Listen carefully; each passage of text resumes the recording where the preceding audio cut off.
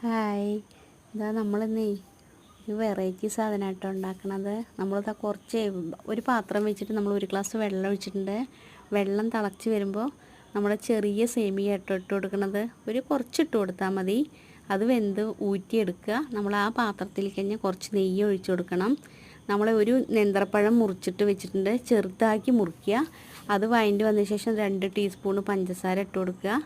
അത് പ്ലേറ്റിലേക്ക് എടുത്ത് മാറ്റിയ ശേഷം വീണ്ടും ഞാൻ ഒരു അര ഗ്ലാസ് വെള്ളം ഒഴിക്കുന്നുണ്ട്. 2 ടീസ്പൂൺ പഞ്ചസാര ഇടുന്നുണ്ട്.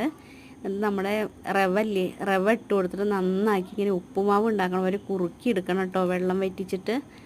വെള്ളമൊക്കെ നന്നായി ഇതാ നമ്മൾ ലേശം നെയ്യും കൂടി ഇട്ട് കൊടുക്കുന്നുണ്ട്.